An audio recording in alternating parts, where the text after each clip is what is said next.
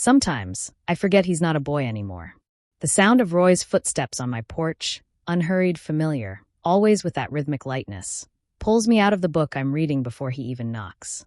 I smile, already rising to open the door, though he never waits for permission anymore. He knows this place like his own. And maybe that's because it was for a long time. "Hey, Vi," he says, the way he always does, his voice low and warm with that grin of his just underneath. "Smells like you've been baking again." "Guilty," I reply, stepping aside as he moves past me, his shoulder brushing lightly against mine. "And I told you to stop calling me Vi. I'm not some lounge singer from the 1940s. "You could have been," he says, casting me a look over his shoulder.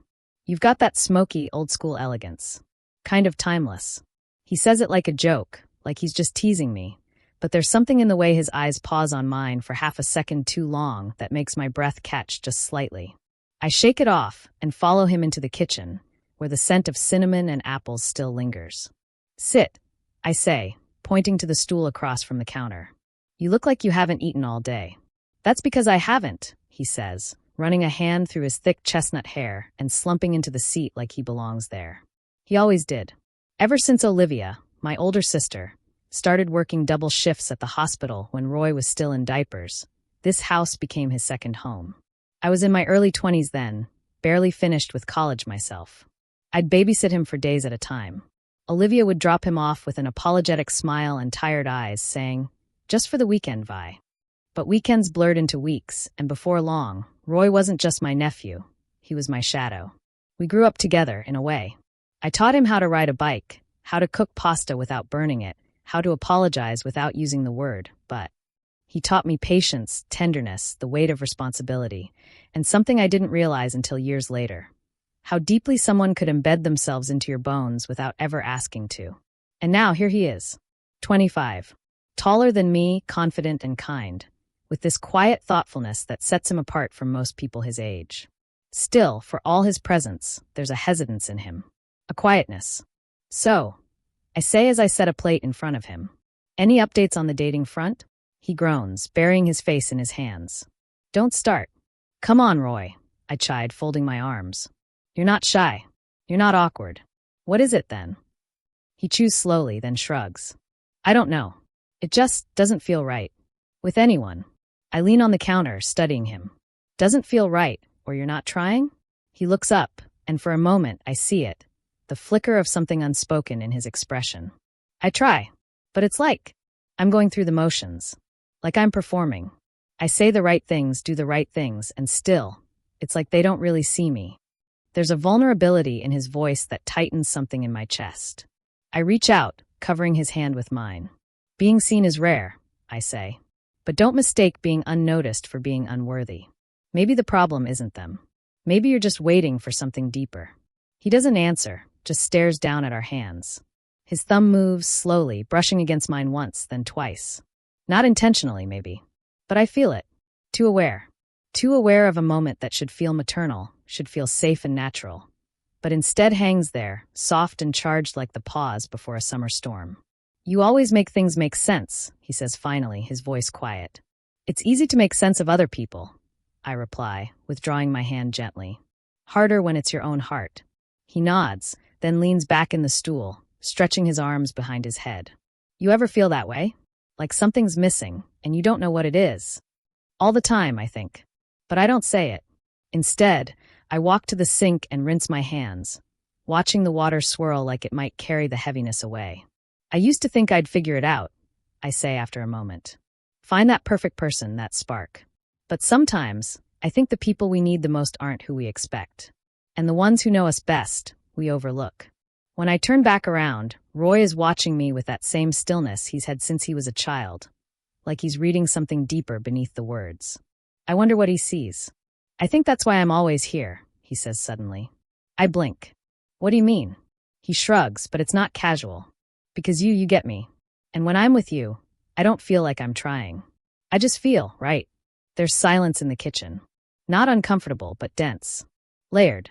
I can feel my heart tapping against my ribs, asking questions I'm not ready to answer. I move to tidy the dishes, needing something to do with my hands. "You're sweet, Roy," I say, my voice carefully measured. But maybe that's because we've known each other so long. It's easy to feel safe with someone you trust. Is that all it is? He asks, voice lower now. Steady. Just trust. My breath falters.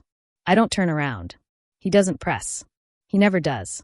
And yet, the question hangs between us like a loose thread neither of us is quite willing to pull. He finishes his plate in silence, then stands, walks over, and places a kiss on my cheek. So gentle I almost pretend it doesn't send a shiver through me. Thanks for dinner, he says softly. Anytime, I whisper, not turning to meet his eyes. He leaves with that same easy rhythm in his step. But I stand in the kitchen long after the door clicks shut, heart thudding in a way that has nothing to do with age and everything to do with the quiet, impossible truth I'm just beginning to name. The leaves had just started to turn, spilling their burnt gold and copper red across the sidewalk, and Roy had taken to visiting me more often in the late afternoons. He always said he came for the coffee or the apple crumble, but I knew better, and I didn't ask questions. Because the truth is, I didn't want to give us names. I didn't want to label whatever was growing in the quiet between us. Because once you name something, you're responsible for it. It was a Sunday, the kind that felt like it had been dipped in honey. Warm sun, cool air. The kind of day that made you want to wrap yourself in a soft sweater and just exist. I had pulled out an old photo album from the credenza, one I hadn't opened in years. Roy and I sat on the couch, knees nearly touching, a blanket folded between us. I was pointing to a picture of Olivia and me in our 20s, her arms slung over my shoulder, both of us laughing, wine glasses in hand, carefree and unburdened. God, look at that hair, I muttered, shaking my head. And that skirt. I don't even think I owned pants back then. Roy laughed, leaning in closer. You looked amazing. Still do. I glanced at him, expecting a teasing grin, but he was studying the photo with a softness that quieted me. Seriously, he added, you've always had this presence. Like you walk into a room and everything just slows down a little. My breath caught slightly, and I turned another page in the album. You always were a charmer, I said lightly, hoping to steer us back to safer ground. But his gaze lingered on me. I'm not trying to charm you, Vi. I mean it.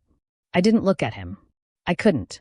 We sat in silence for a while after that, the only sound the soft ticking of the clock and the distant rustle of leaves outside the window. Eventually, I closed the album and set it on the coffee table. Want some tea? I asked, already rising. Yeah, he said, though his voice sounded distant, as if his mind was somewhere else entirely. In the kitchen, I leaned against the counter, letting the kettle boil while I pressed the heel of my hand into my chest, right where the ache had settled. I wasn't foolish. I knew what was happening. The way he looked at me lately wasn't the way a nephew looks at an aunt. And the way my stomach fluttered when he said things like that, it wasn't maternal pride. It was something else. Something dangerous. When I brought the tea into the living room, he was still sitting there, elbows on his knees, staring at nothing in particular. You okay? I asked, trying to keep my tone light. He looked up at me and smiled, but it didn't reach his eyes. Yeah, just thinking. I set his mug down and sat beside him again. Dangerous pastime. He chuckled. Then, can I ask you something? I nodded, taking a sip of my own tea. Do you ever think about how things might have been if life had gone differently? The question felt like a stone dropped into still water, rippling outward. Sometimes, I said quietly, but I try not to dwell. It's easy to romanticize the paths we didn't take. Yeah, he said, his voice low. But sometimes I wonder if we're ignoring things that are real. My fingers tightened around the mug. I could feel his eyes on me, steady and unflinching. I didn't look back. Roy, I began gently, you know I care about you. I always have. But there's a line here. I know, he said, almost instantly. I'm not trying to cross it. He paused, searching for the words. I feel like we're both pretending we don't notice. The way it feels when we talk. Or when we're quiet. Like something's waiting under the surface. I didn't respond. I couldn't. Because he was right. And because I didn't trust my voice to come out steady. Instead, I reached for the throw blanket, draping it over my lap. The movement was small, mundane, something to anchor me. Then he leaned back beside me, slowly, carefully, as if afraid to startle me. His arm rested behind me on the couch, not touching me, but close. So close. I've never felt this kind of connection with anyone, he said. It's not just attraction. It's like you know who I am, even when I don't. There was such raw honesty in his voice that it frightened me. It made something old and fragile inside me stir. Something I thought had been buried under years of being responsible, composed, appropriate. "I'm almost twice your age, Roy," I said finally, my voice a hush. "What you're feeling might just be confusion. Familiarity mistaken for intimacy." "Is that what you feel?" he asked. Confused. I turned to him, finally meeting his eyes. "No," I whispered. "That's the problem." His breath caught, and in the stillness between us, something shifted. We didn't move. We didn't touch. But the moment had its own gravity, pulling us in, holding us there in that liminal space between what is and what can't be. And then, as if to test fate, I reached out and smoothed a wrinkle on his sleeve. My fingers lingered a beat too long. He took my hand and held it. Neither of us said anything. His thumb brushed the side of mine gently, reverently, like he was memorizing the shape of my touch. When I finally pulled away, it wasn't abrupt. It was slow, reluctant. "I should get dinner started," I said, standing. "Want help?" he asked, already rising. "No," I said too quickly. Then, softening, "I just need a minute." He nodded, the hint of a sad smile playing at his lips. "Okay." As he walked toward the hallway to wash up, I stood alone in the kitchen, my hand still tingling where his had been. And I realized that what I felt wasn't confusion. It was clarity. The kind you don't want. The kind that forces you to choose. It was late September when it happened. The kiss that wasn't meant to happen. We were in the garden behind the house. The sun had dipped below the trees, casting everything in dusky gold. I had asked Roy to help me bring the cushions in before the dew fell, but we lingered. Talking. Laughing. The kind of talking that doesn't feel like talking at all, just a slow unraveling of breath and thoughts and everything unsaid. I had been kneeling on the stone path, brushing off the last of the cushions, when he knelt beside me. Close, so close I could feel the heat from his body, the rhythm of his breath. And when I turned to speak, whatever mundane thing I was going to say about storing them in the shed, he was already looking at me with that quiet intensity one had come to dread and crave. Neither of us moved at first. But then he reached up, slowly, and brushed a strand of hair from my face. His fingers trembled. And so did I. He didn't say a word, didn't ask permission, didn't explain. He just leaned in, and I let him. It was nothing more than a whisper of a kiss. Soft. Hesitant. Barely there. But it shattered me. I pulled away, my heart hammering in my chest. I didn't look at him. "I shouldn't have," he began, but I cut him off with a shake of my head. "Don't," I whispered. "Please don't." I stood, walking quickly back toward the house, not trusting myself to say another word. That night, I didn't sleep. The kiss had left something glowing in me, warm and terrifying, like a lantern set down in dry grass. It wasn't just the kiss. It was the way it had felt inevitable, natural, like we had simply leaned into gravity. And gravity didn't care that I was his aunt. It didn't care about the years that separated us or the rules. It just pulled. We didn't talk about it. The next time Roy came over, we both pretended it hadn't happened. I made pasta, he helped chop vegetables, we talked about his upcoming exams. And if our hands touched when passing the salt, if our glances lingered too long, well, that was just habit. Familiarity. Nothing more. But everything had changed. He stayed later that night. Sat closer on the couch. When I laughed at something he said, he watched me with such affection it made me ache. And I realized with sudden clarity, I wasn't just fond of him. I liked him. Not as my sister's son. Not as the boy I'd raised part-time in my 20s. But as the man he had become. I wanted his voice in the kitchen. His jacket hanging by the door. I wanted to hear his footsteps on the stairs, know that they were coming for me. And I hated myself for it. But the desire was louder than the shame. Roy didn't push. He didn't bring up the kiss. But he was different now, gentler in his compliments, more deliberate in his gaze.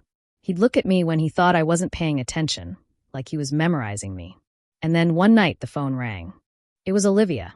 I saw her name flash on the screen, and my throat closed. I answered anyway.